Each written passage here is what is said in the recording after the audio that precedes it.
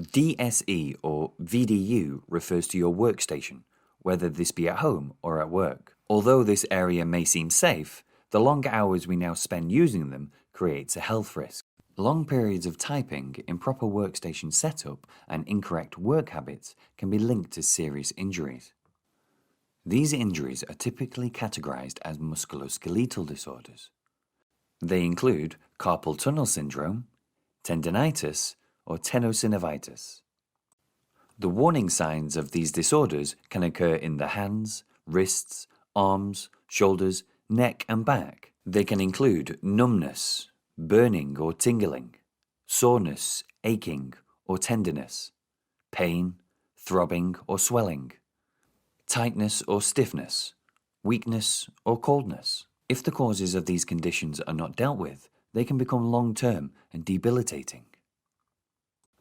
Posture, furniture, lighting, work organization, and other work conditions and habits can affect your well-being. By adjusting your work environment and personal practices, you may be able to minimize fatigue and discomfort and reduce the risk of resulting injuries.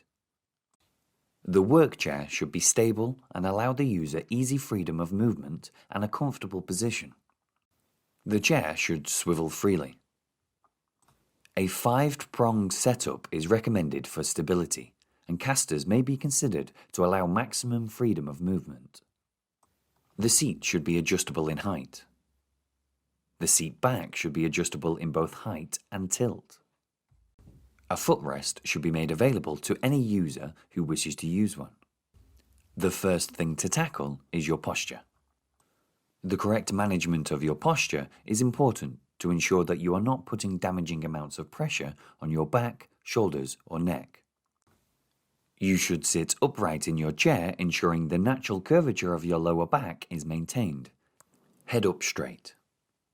Once your posture is correct, you should adjust your backrest so it supports this position, but be careful to ensure it does not push you forward. The additional lumbar support should be height adjustable to ensure that it is resting in line with the curve of your back. The next thing to get right is the height you sit at and how this relates to the height of the desk you are working at. Some desks can be adjusted, but typically, to get the right setup at your desk, you will need to adjust the height of the chair accordingly. Most chairs will have a lever locking the height, but others will have a swivel control. The correct height of the chair should be determined by your arm position once at the desk. Your forearms, wrists, and hands should sit comfortably on the desk and be approximately horizontal. Your shoulders should be relaxed and arms kept close to your side. If your chair has an armrest, ensure it does not stop you from tucking under the desk comfortably.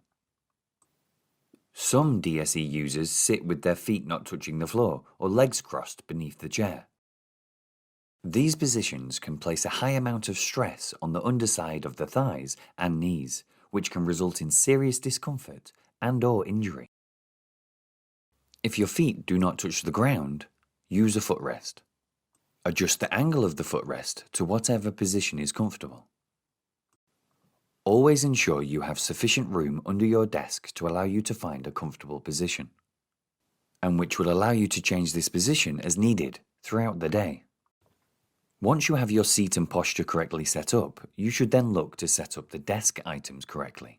This may include computer screens, keyboard, mouse, phones, paper to work from, storage drawers, etc.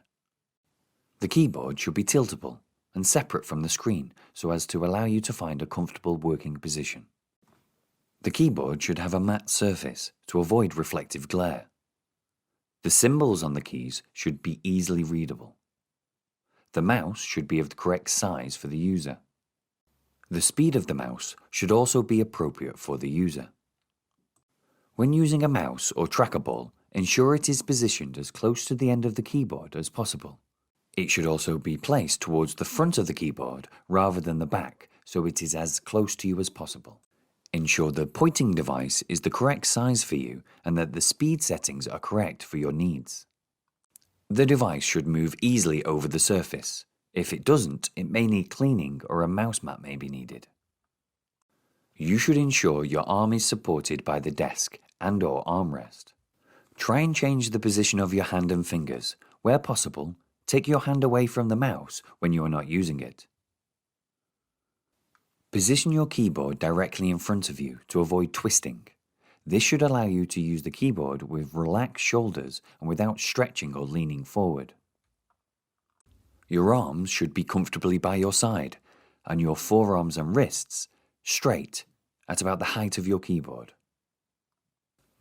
Leaving space between your keyboard and the edge of the desk should allow you to rest your arms when not typing. Do not place anything between you and the keyboard. This may force you to lift your forearms and put unnecessary stress on the wrists.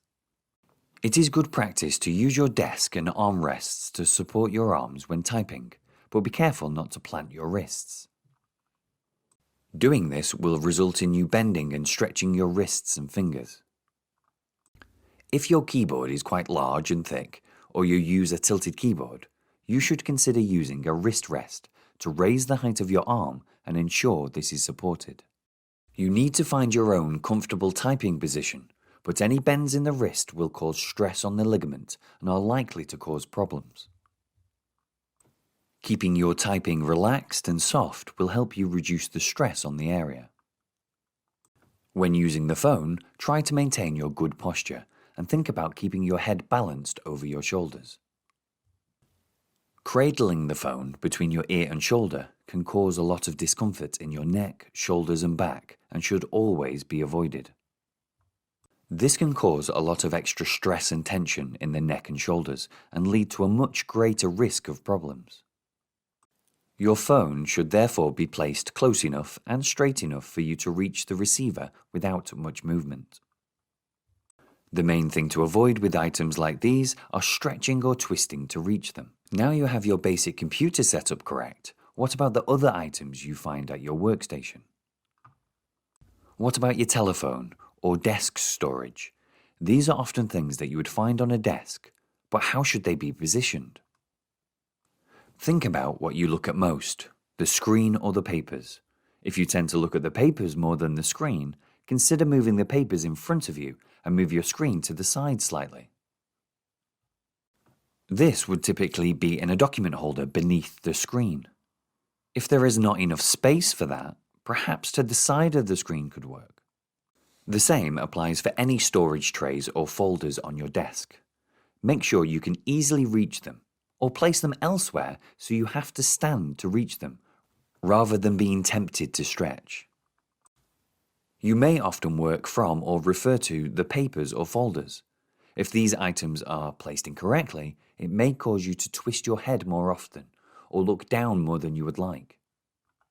This is especially important if you complete this sort of work often or for long periods of time. If you find you need to work like this often or you spend a lot of time on your phone, you should consider using a headset instead. Maintaining the correct body posture is key to avoiding injuries when using DSE equipment.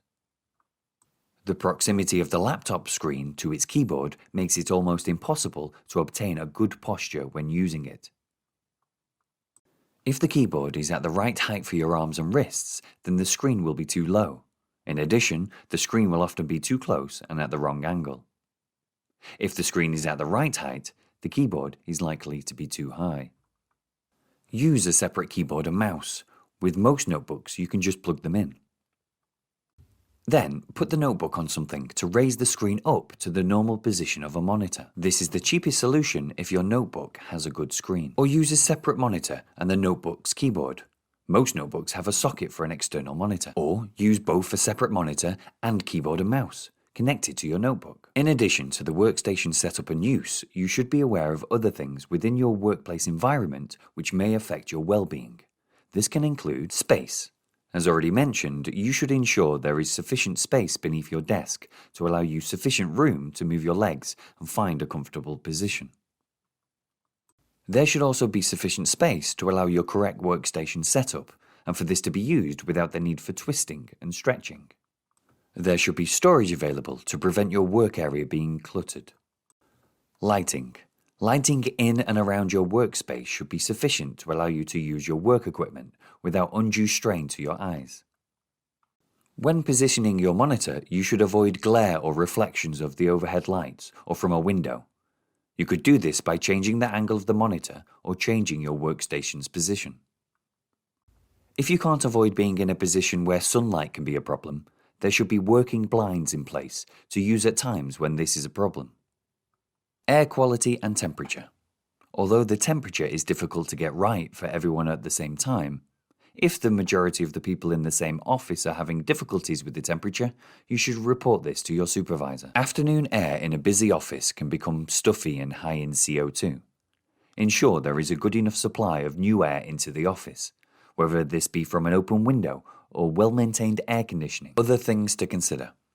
Even with a perfectly set up workstation, sitting still in the same position or focusing on your monitor screen for long periods of time can have a detrimental effect on your well-being. In addition to your workstation, you should also look at your general working practices and ensure these are suitable for you. Although efforts should be made to ensure that you correctly set up your workstation and maintain your posture well, you should try and change your position if you are sat still at your desk for any length of time. Sitting position should be changed as much as practically possible, but you should always consider your posture and avoid having to stretch to reach things. It is important that you move about and take short breaks away from your desk. You should try and do this for a few minutes every hour.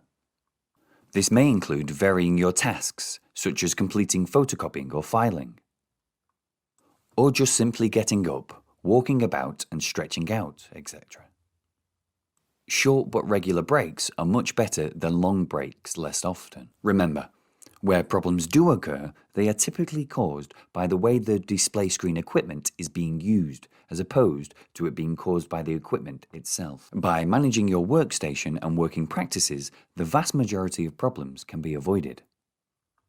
The majority of injuries sustained through sedentary work are short-term and corrected by taking action when you feel discomfort, fatigue, or stress. Thank you for listening.